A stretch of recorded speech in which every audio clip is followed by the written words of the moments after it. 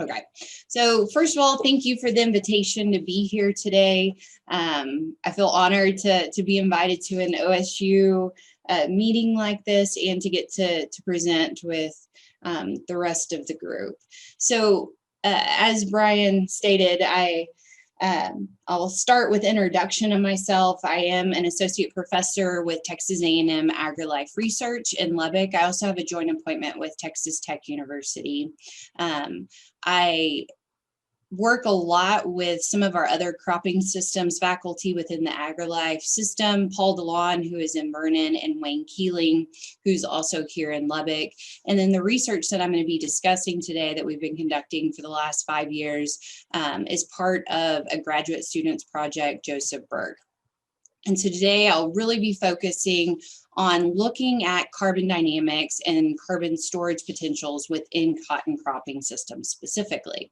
So I thought I'd start, the area that we're working is in the southern high plains, and everything that has to do with carbon and nitrogen cycling is it's going to be dependent on environmental conditions. And so just to get you familiar with what we're working in the southern high plains of Texas, our average temperatures range from 55 to 63 degrees Fahrenheit. Average rainfall is about 18 inches and ranges from 16 to 22. As we were discussing before we got started this morning, it is a very windy part of Texas. We can have gusts that average 12.3 miles per hour. Seems like here recently it's been a whole lot higher than that. And then we have 195 to 255 frost-free days. One of the challenging aspects of this region is the fact that our potential evapotranspiration usually exceeds our precipitation by as much as 2 to 3 times. And so we really are challenged from a water standpoint, in that the majority of our cotton acres, or over 50% of our cotton acres, are dependent on irrigation. But this is also challenging when it comes to soil carbon storage, just because we have the environment that doesn't lead to high accumulation rates in our soil.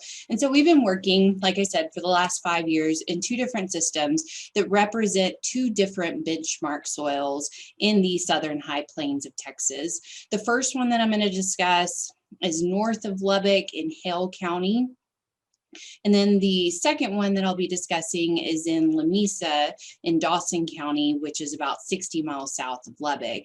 And for these projects, one of the objectives is to monitor soil carbon changes across different cropping systems. But of course, we can't look at that without also looking at the agronomics of the system and looking at cotton yields and economic return. However, for today's discussion, of course, I'll be focusing on the carbon dynamics. So the first one is at Halfway, Texas. This is a Pullman clay loam. Like I said, it is a benchmark soil series across the Texas Southern High Plains. It is going to be a more clayey soil. It's like I said, a clay loam with 30% clay, 20% sand, and about 50% silt. And when we talk about the second soil, you'll notice a large difference in the percentage of sand and clay, with the Amarillo being about 80% sand and 10% clay. pH is relatively neutral, and a high CEC as well. Hey, Katie. Yes. You're dragging a little bit. Could you drop your video? Sure. Yep. Sorry. No, you're fine. Thank you for letting me know. All right, so about the system. This is a 120-acre pivot that's divided up into different quadrants. The systems that we'll be focusing on today are the continuous cotton, the cotton wheat rotation, with about a 10 to 11 month fallow period in between wheat harvest and cotton planting, and then a cotton following terminated wheat. So that wheat is being used as a cover crop. To add a whole lot more to the system, more dynamics to it, not only are we looking at different cropping systems, but we also have different tillage practices. So underneath The pivot, we have 6 different spans that are divided into either conventional tillage or conservation tillage. And then within that, we have different irrigation levels, with the base irrigation level represented by 1.0 BI is about 60% evapotranspiration rates. And then we have half of that, which we consider our low irrigation, and then 1.5 times the base irrigation level. And so today, for today's discussion, we'll focus on the, like I said, the continuous cotton in conventional tillage under the 2 different irrigation levels, the low and the high, and then also look at the rotation and the cover crop under conservation tillage. Moving on to carbon results, here we're looking at those 3 different systems that I just mentioned, and the 1.5 base irrigation and the half of the base irrigation, so the low and the high, and then looking at total profile soil organic carbon.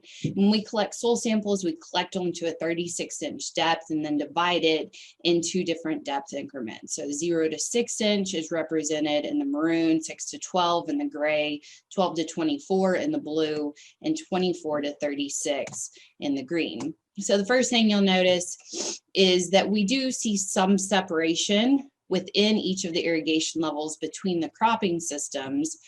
However, when we move to the lower irrigation level, we don't see as much separation. But there are no statistical differences whether we're looking at individual depths until we get to that lower depth. Most likely, this is the effect of dissolved organic carbon moving, as well as carbon coming from the roots that's contributing to this. My watch keeps talking to me, I'm sorry. But then what I find really interesting is when we look at the relative changes in soil organic carbon. So we're comparing these cropping systems back to the conventional till continuous cotton to see what our potential storage is in these systems. And that's really where we start to see quite a large separation between the rotation and the cover crop.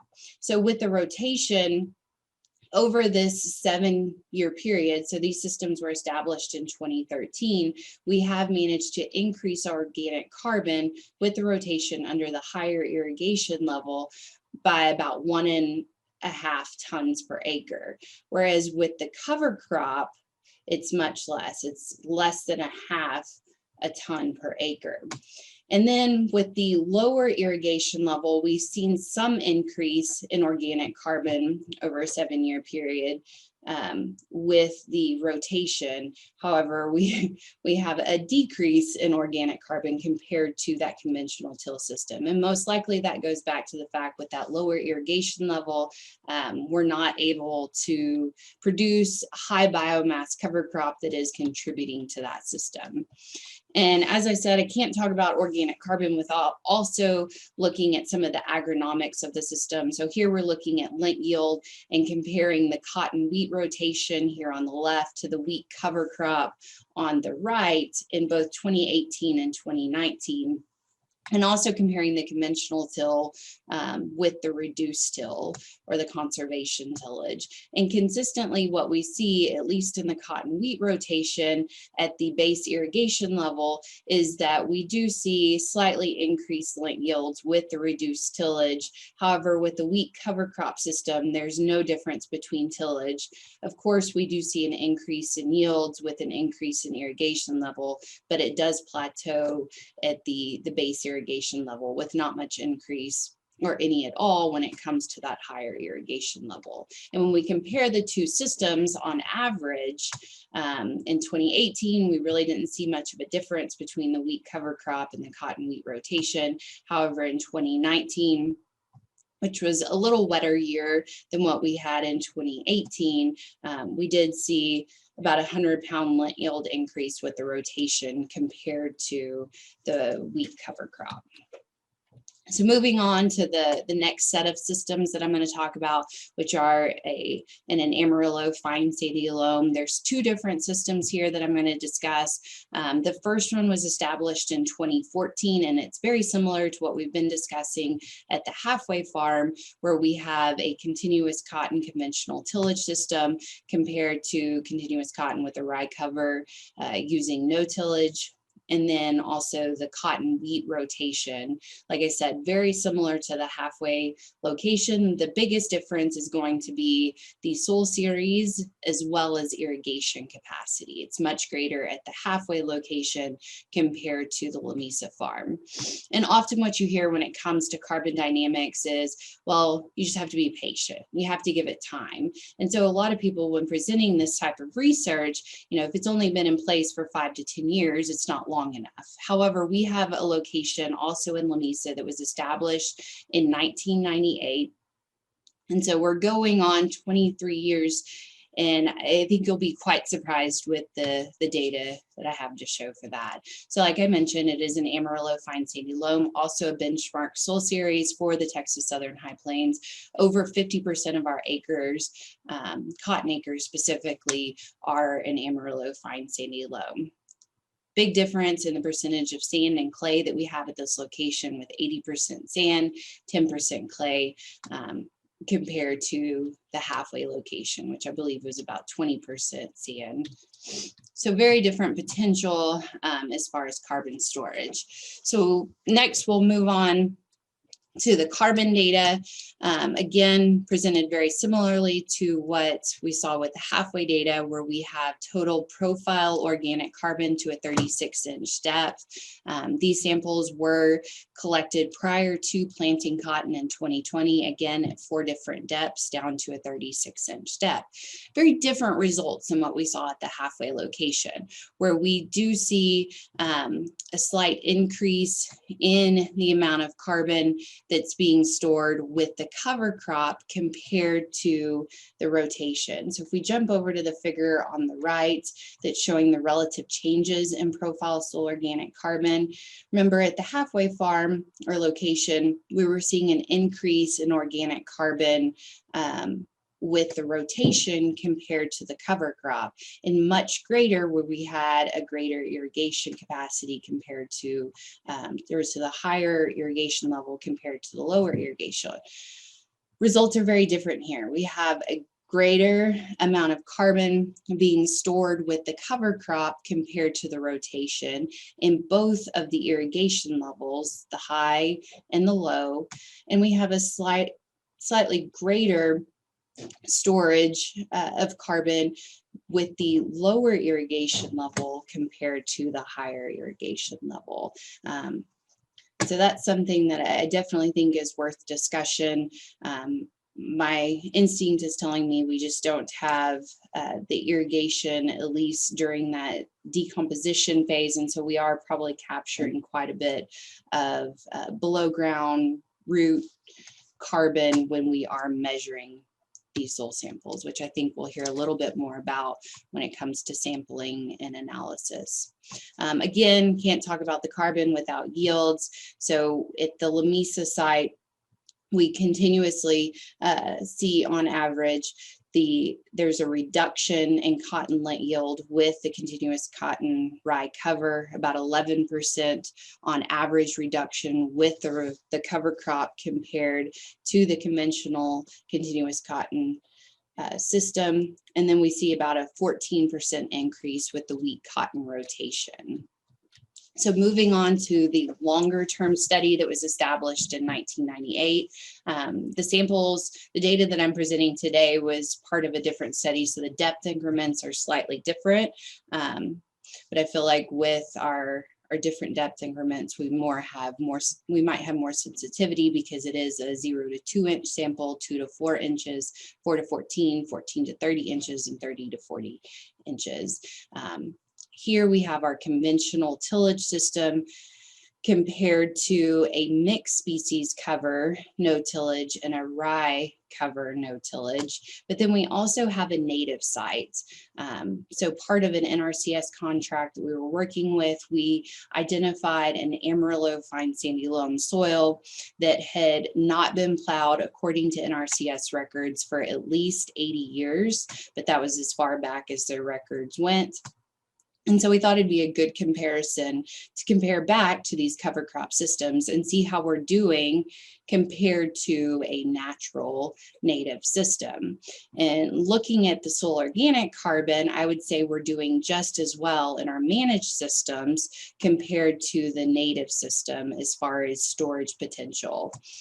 Compared to the conventional till system, after 20 years of having these systems in place, we have managed to increase the amount of carbon by nearly 5 tons per acre. But we haven't quite reached that mark yet. And this is just looking at the organic carbon in the top 40 inches. But compared to the conventional till system, we are making strides to increase the amount of carbon that's in our soil. However, I feel like it's still somewhat low compared to the potential in other locations, just because of our environment and warmer temperatures. Again, yields, unfortunately, even though we are seeing the improvements in organic carbon, that's not reflected in yield. Here we're looking at these 3 different systems from 2015 to 2020. And in 2016 and 2017, the conventional till produced greater lint compared to the no-till rye system. And generally speaking, we don't see any benefit of the cover crop to cotton lint yield, at least in this 6-year time frame. So even though we are seeing these improvements in the biological parameters of the soil, we have looked at we've looked at enzymes, total PLFAs, in addition to soil organic carbon. And we don't see a direct relationship with yield. We see an inverse relationship to lint yield. So the question remains is, why are we seeing this reduction in lint yield, even though we see an increase in organic carbon, as well as the overall biological activity of the soil? And so we have several different theories that we're working on. Of course, moisture is always a question, but because of the improvement in overall soil quality, we do see a slight deficit prior to terminating our cover crop, but then that deficit is made up, and we have greater soil moisture in the top 60-inch profile compared to the conventional till system. So we have been able to rule out the moisture effect that could be limiting yields. And so there are a couple of other things that we're also evaluating. But just to summarize and wrap up, we have seen somewhat of a variable effect on soil carbon storage across these cotton systems, with the cotton wheat rotation increasing yield potential and soil carbon storage, more so in the heavier textured soils and the clay soils, whereas in the sandier soils, we see greater carbon storage or greater potential to store carbon with the cover crop system compared to the cotton wheat rotation. Soil texture and irrigation capacity have definitely been major drivers behind the effects that we're seeing across these different systems. And with that, my contact information is here. If you have any further questions, feel free to give me a call or shoot me an email. And again, thank you for the invitation, Brian. Thank you, Katie. So we have time for a question or two before we move on to our next speaker. Does anybody have any questions for Dr. Lewis? Sorry, I forgot to look at the time when I started. Nope, you're plenty fine. You timed perfectly. I got a question for you, Katie. Okay. So if we look at the cotton, especially as you go on, are there any physiological differences, especially in early stage or later stage of that cotton crop? Are you getting off to a slower start? Is there less, is there anything in the physiology wise of that cotton or growth pattern?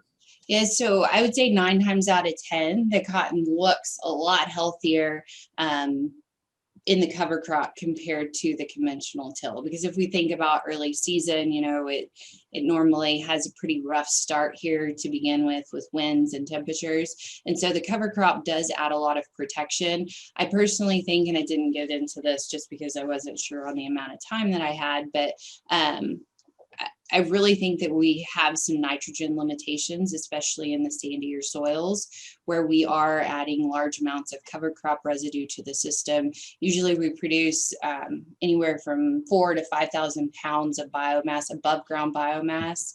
And so when we're adding that to a somewhat carbon limited system, I think we're creating nitrogen limitations due to immobilization.